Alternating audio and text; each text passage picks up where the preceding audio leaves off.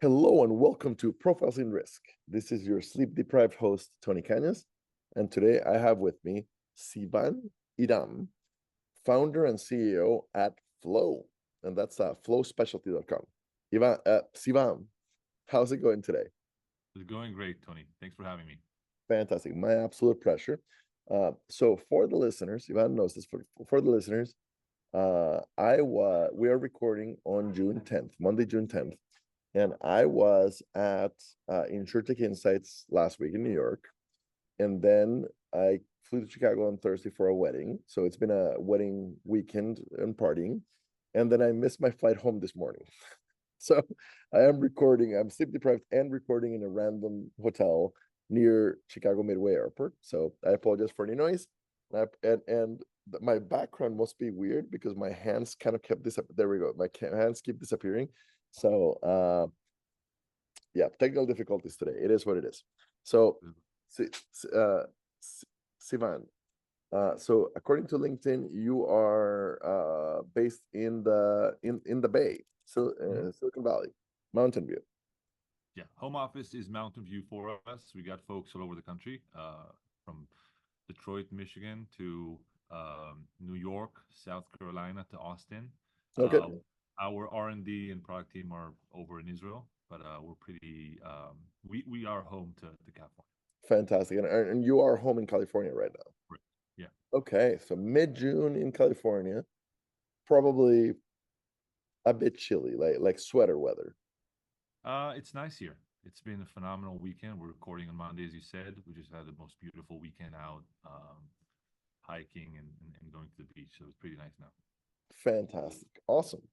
So we always give the guest the chance to give the elevator pitch. What is flow? We're a next generation wholesale brokerage.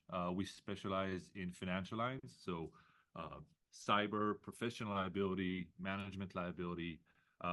We are a tech company and insurance brokerage infused on the cellular level, right? So we provide wholesale services for agencies who are shopping for those lines of business, who are seeking expert advice, market access. On the other end, we have a really strong network of about 50 carriers that we help with distributing their products. We have a really good relationships with those folks. We take a different approach to the incumbents. We specialize in mid-market and small commercial. We're able to do things because we're a tech company at our heart. So the way that I like to describe it is people on the outside, technology inside. And because we're so efficient, because we're able to streamline many of the workflows, we use AI in various ways. I'm sure this will come up. Um, but it's all human supervised.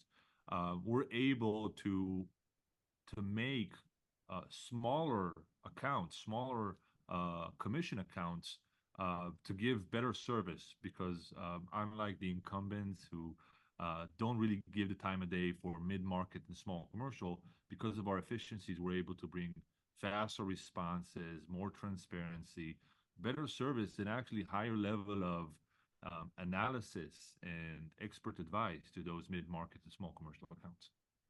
Fantastic. I took copious notes. Okay. So I I'm a former underwriter, but I was middle market. I have my CPCU, not my RPLU. I have never worked in management liability, or I have never worked in those lines, and I have never sold insurance. Okay. But my experience has been that the more specialized the line, the worse the technology is because there's less business, right? So like personal lines, there's so much business in personal lines that there's been significant investment in personal lines technology. Middle market commercial lines, small commercial lines, there's so much business that, and it's so like every agent that does commercial lines does small commercial, so small commercial is fairly streamlined. um Specialty lines, not so much. Okay. So it sounds like before flow, and actually, that's a really good question. Okay. Before flow, what was it like for a broker that didn't specialize in financial lines. When a client walked in that needed a management liability policy. Yeah, well, typically speaking, agents are placing business for the most common lines of business. They place it direct. General liability, workers' comp, umbrella, property, those things in most cases are written direct. When it comes to specialty insurance, very often agents rely on their wholesale partner to provide that level of expertise and insight, and then also access to the right markets.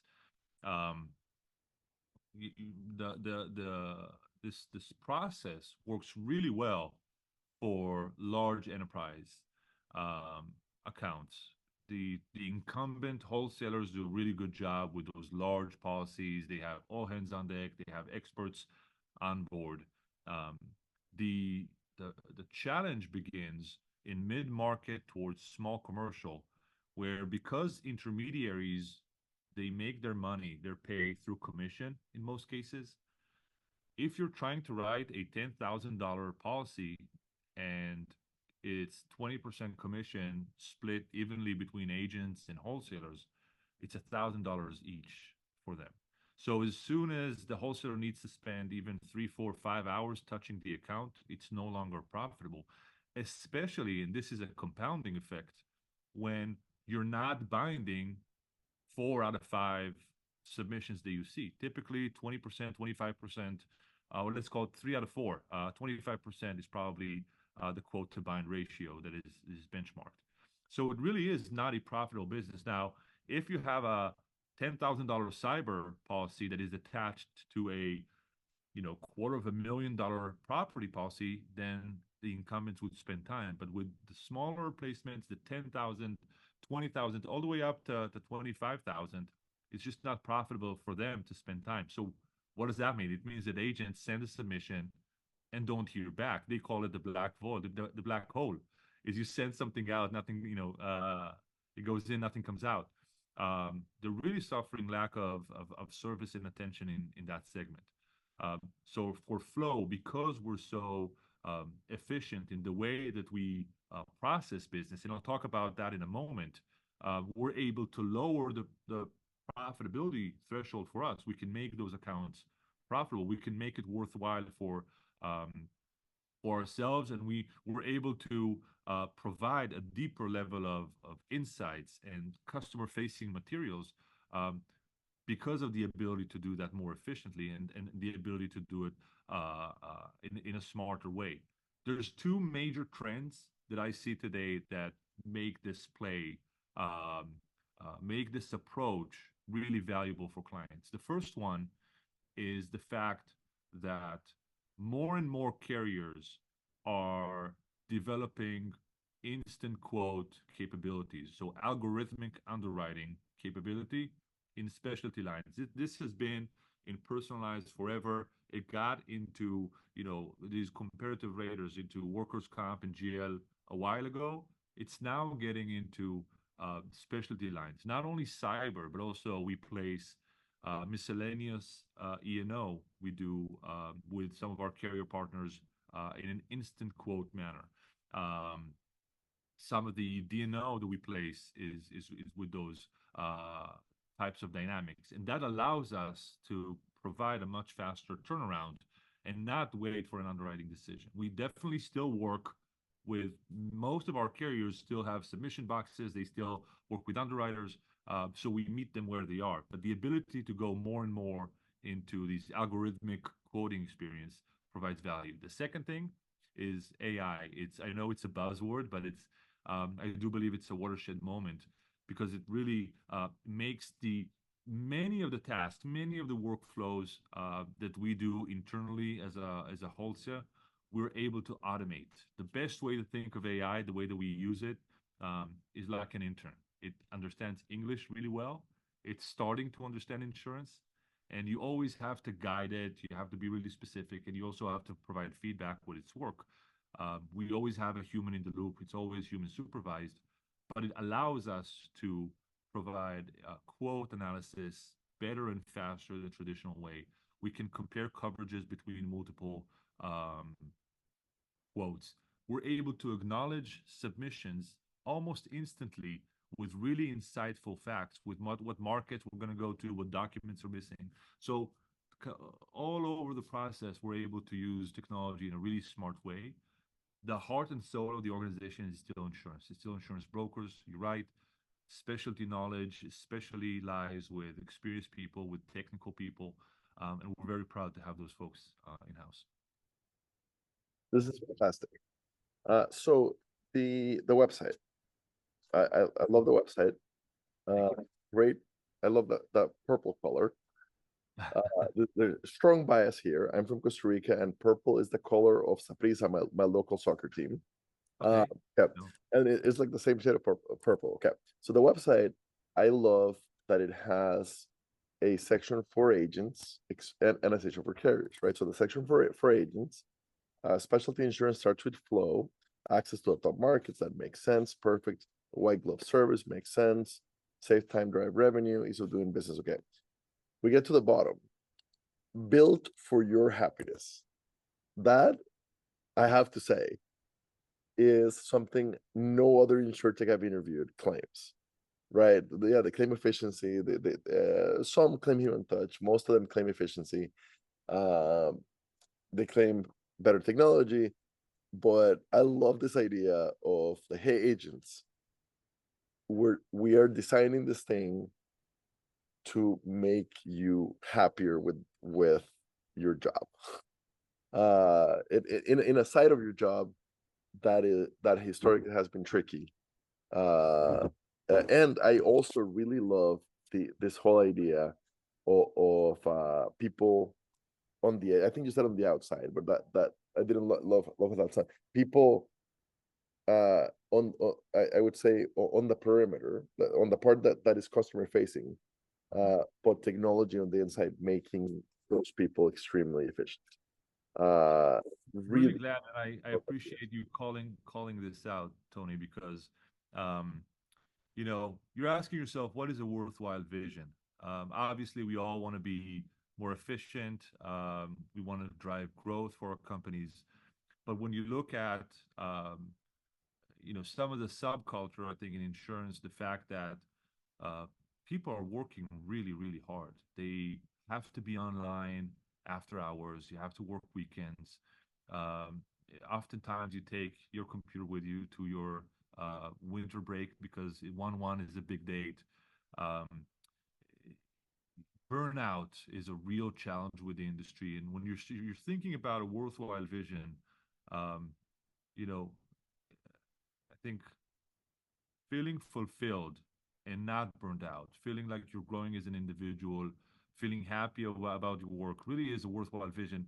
We recently rebranded from Capitola to Flow, and there were two reasons behind it. One, we wanted to communicate the level of movement and velocity that we want to bring into the space, not keep it stagnant, but bring speed, responsiveness into this.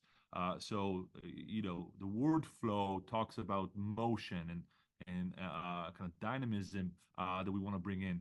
But the second part really speaks to what you just called out, and there's a term in psychology called state of flow, which is being in the zone, feeling happy, not feeling the sensation of time. Really, dancers describe it as the body moves itself, and basketball players describe it as the hoop is 3 times larger. We ask ourselves, what does state of flow looks like for insurance professionals? How can we, as a vision for a company, uh, uh, build technology that puts our own brokers, clients, and partners in a state of flow, enjoying their work, feeling happy, feeling in the zone, being productive, and not feeling bogged down, tired, or burnt out. So I appreciate that's definitely influences a lot of what we focus on is how can we put our own employees, our partners, our clients in a state of flow. that's fantastic.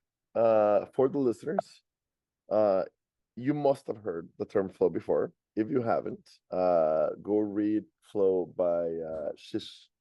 I can never pronounce his last name. Okay. Uh, a if you, tough one. yes, I believe like yourself, he's also Israeli. Mm. Uh, but yes, for the listeners, if you have not heard of the term flow, go check out the book. It is absolutely fantastic, and it's based on empirical research. Mihaly Csikszentmihalyi. Mhm. Uh, yes, cannot pronounce. I'll include it in the show note links. Okay. Uh, love that you're trying to bring flow into insurance, and that makes so much sense for the company name. So this rebranding, it sounds like from Capitola to Flow, it sounds like it it was not a pivot. It was a better brand. Like you're not changing what Capitola did. It's just, hey, we've gotten so good that this brand fits better than Capitola. It was, I will say, it was a shift in go-to-market. The vision remained the same, is to bring innovation and change the wholesale experience for agents and underwriters alike. That's always been the vision from day one.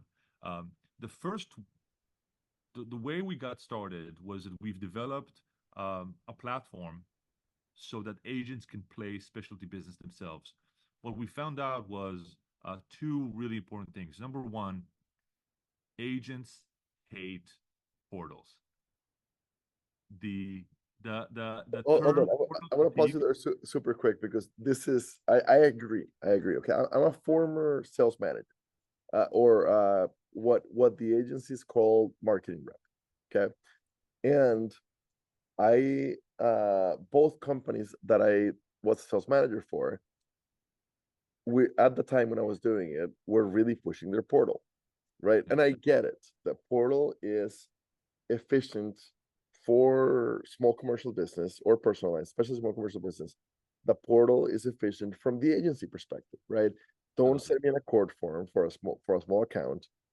Put it in the portal, Mhm. and we'll deal with it in the back end. It's efficiency on my side. The problem is, a State Farm agent, yes, they become experts at the State Farm portal, but an independent agent Yeah, has exactly. 25 different companies they write with, and they have to quote this damn thing 25 times, and they have to um, know 25 different not great portals. So yes, you're absolutely right. A We portal we from the call it agency perspective sucks. we call it portal fatigue. Um, and you spend your day as an independent agent basically going from one reset password website to another. It's a reset password all over again. So we changed it up and we brought the platform in-house, Uh-huh. and it's an internal tool that allows our brokers to place quickly. And you said it right, to learn a comprehensive portal that is internal and it serves your company makes a ton of sense. Um, but the way that we take business from agents is the old fashioned, what they call the easy button. It's email. Send us an email with the body of the email and attachments, whether it's the application, supplemental, loss runs, and we take it from there. Now, we do extract information automatically, so our brokers don't need to do it manually. We do put it in the system, and we do use APIs and all that advanced stuff. But it's all internal. Agents don't care. You know, there was a panel on ITI that I attended, and I said this there.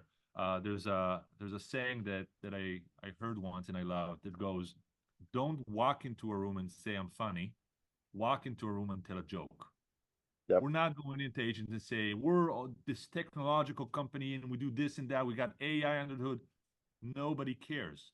What they need is job done. They need your Uh-huh. help and support and expert advice. They need high quality markets that you can access. They need you to negotiate on their behalf. They need you to give them great coverage options and create customer ready materials so they can explain it to the insured. Um, and yes, we do it technologically under the hood, but they don't care and they shouldn't care. They should care about how good of a service they get from us and the quality of the markets that we give them access to. So that was the change about 8 months ago. Um, I definitely feel we struck a chord with the industry. We've been able to grow our carrier network to close to 50 right now. And Awesome. and lots of carriers are joining, trying to be really thoughtful, building relationships. So we're not trying to really canvas So the entire market. fantastic. So that is a great transition into the next question. Okay, so now I'm looking at the carrier side of the website, right? Why flow for carriers? Uh, so in one way or another, you might not call it that, but in one way or another, there's a comparative rater type uh, operation at some point. So the agent sends you the thing, the submission by email. It goes through your system. It creates very quickly one or more quotes. So if I'm the Doesn't. Sorry, Tony. I want oh okay. to be accurate about it. When the submission comes, what we do is we decide what markets should we approach, and we are not shotgunning. We are not, you know, spraying and praying, because we know that it actually creates inefficiencies for our partners. And Ah, uh, for carriers, what we want to do is to do two things. Number one is we meet them where they are. If they want us to submit via API, we will integrate into their systems and submit it that way. If they want us to use a portal, we will use a portal. If they want us to use an email method with the referral team, we'll do that. Um, we don't tend to submit business to API only carriers. We work with traditional carriers, and we believe that they provide great coverage. And the fact that they don't have an API should not limit the options that we give to the insured. At the end of the day, our goal is to provide the best options for our clients. And so we're not limiting ourselves to API partners only. We go to market with the old traditional way. And so we believe that fast is really important, but instant is not needed. The difference between instant and fast is actually a cost for the insured, because you're limiting the options that you're providing them, because you're only working with companies who have a comparative rater or have algorithmic underwriting. So most importantly, we work with our carrier partners the way that they want us to work with them, which is could be API, portals, or email. The second thing is, not only do we want to grow our book with our carrier partners, but we want to be the source of the highest quote to bind ratio for them. We invest a lot in really understanding their underwriting guidelines and their appetite, and feeding them with the submissions that would actually meet um, that underwriting guideline. And the goal would be for us to really be a source of highly curated deal flow for them. So we're not going to every market on every submission. We're really thoughtful and strategic about it. We really want to build long-lasting relationship, and you do it and you're actually uh, um, building that trust and allowing them to give you attention when they know they're getting good business from you. so that's fantastic. So if the goal is to be the highest quote to bind ratio for that carrier, so in the traditional channels, you kind of reference that quote to bind is like 25%. Mhm. Uh, what is quote to bind with you guys? I mean, I'm sure it varies per carrier, but kind of what's the range? I'll be honest, right now, it's a little bit lower than that. The key challenge for us as we are establishing ourselves as a new wholesaler, um, we're getting second looks at things. The good news is that we are able to win more deals than not. So we can see our quote to bind ratio coming up from month to month.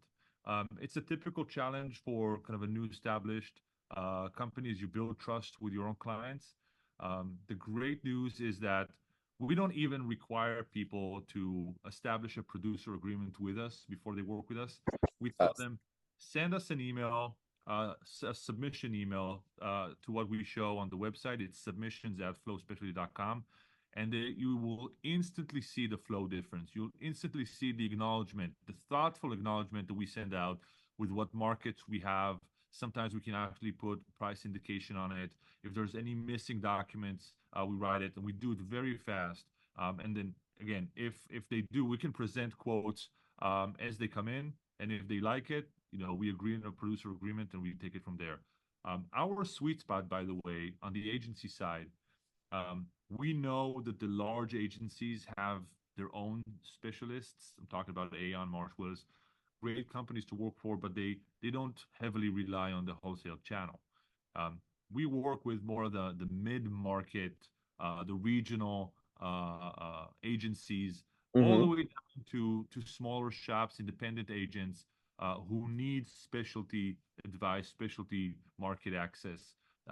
And we have new agencies sign up every day. We're really, again, we feel like we struck a chord and we're seeing growth, and And absolutely appreciate that. and if I understood correctly, as an agency, I don't need a ton of this type of business.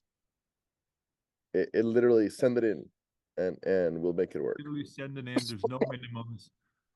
The big opportunity, I think, today is that cyber became a really common product for larger organizations, but I think the long tail of businesses in America still don't buy cyber.